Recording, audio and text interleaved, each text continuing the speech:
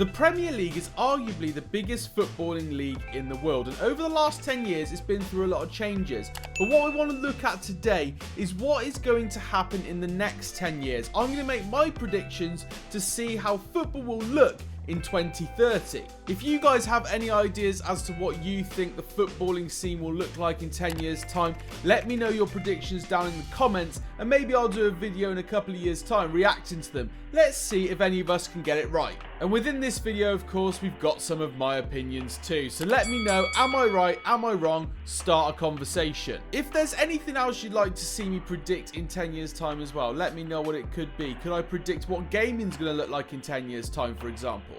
Let me know, could make an interesting view.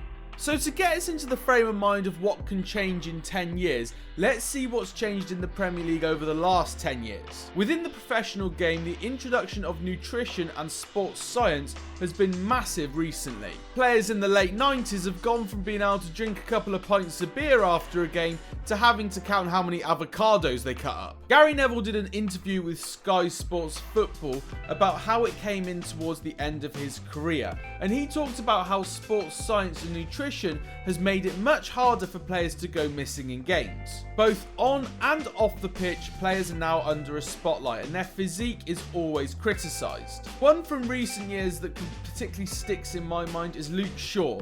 Like, people are calling him overweight. The guy is not overweight, he's in shape. But in this world of football with nutrition and sports science to where it is today, he is classed as out of shape.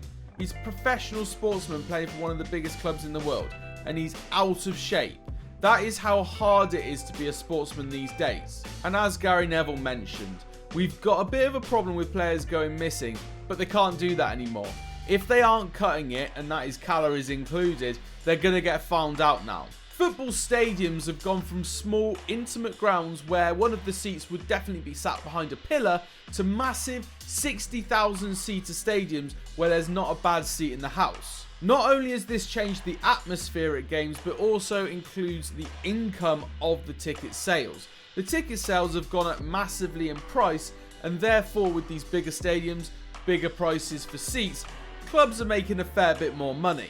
And as we know, money talks in the present game, so the clubs that have managed to get big stadiums and sell out crowds have then been able to go on, buy transfers, etc, and rise up the table. Either that or just get bought out by a Middle Eastern investor.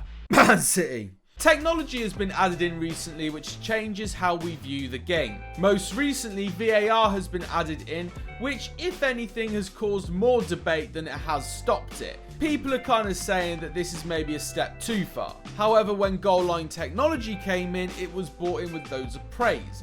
It's either in or it's not. It's a clear-cut decision, and that's what technology has been used for best. And finally, over the last 10 years, I think one of the biggest things that's changed is our access to watching the games themselves.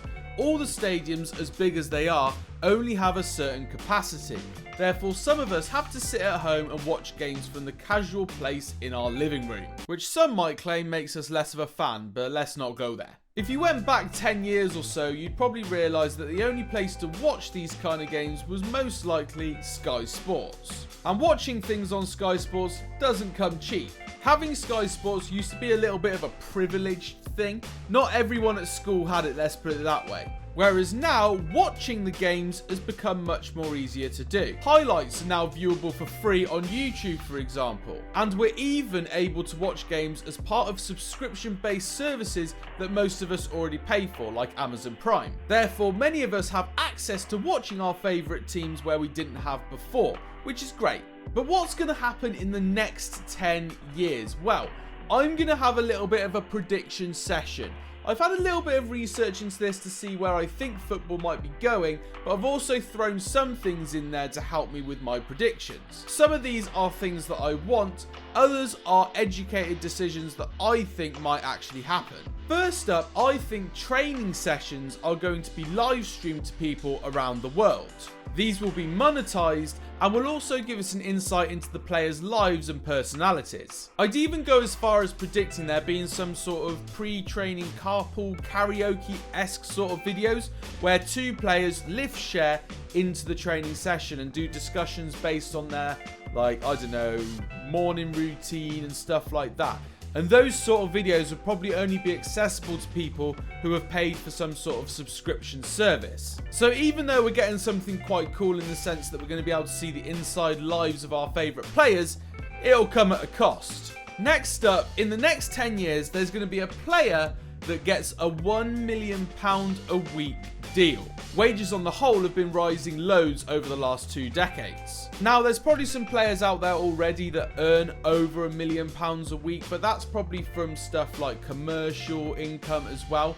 I'm talking solely £1 million a week from playing wages. Here's one that I think could be quite cool, apart from people like me who get travel sick when they use VR. I think we might see VR being used to give people more of a chance to get that in-stadium atmosphere. People will be given the option to choose from lots of different seats in the ground and watch the game, as if they're there. I think it could be quite cool to be able to go to the grounds and experience the game atmosphere without the hefty cost that's involved, and of course the luck of being able to get a ticket in the first place. I can see the Premier League team limit being raised to 24 teams. With this, the season will also continue until the end of June. This could also include, either in cup competitions or within the league, Scottish teams becoming involved. That means the likes of Celtic and Rangers coming up against United and City on a regular basis. This would make the Premier League far more competitive, but would also allow for more pro teams to emerge from further down the football pyramid. So teams that are currently in non-league could become pro thanks to this change. Finally, and a very personal one for me, I want to see there being more of a homegrown rule in Premier League teams. Players from the UK will have to feature in Premier League starting 11s, all in the hope that we can improve our chances at international level. I'd like to see 3, 4, maybe even 5 players having to be in a Premier League starting 11 by law. Now, for some teams in the Premier League, that already happens, but I'm hoping that with this law being introduced, we'll see many more English, Scottish, Welsh, Irish players getting the chance to play in the best teams in the Premier League. So there we have it, guys. That is my predictions for the next 10 years of the Premier League. If you want to see me predict the next 10 years in anything else, let me know in the comments down below. Hit a like on this video if you enjoyed it, and make sure you're subscribing to the channel if you're new. We've just gone over 100 subscribers as of recording this video, so I'm hoping to push towards 200 in the next month or two. Thanks for watching, guys, and I'll see you in the next one.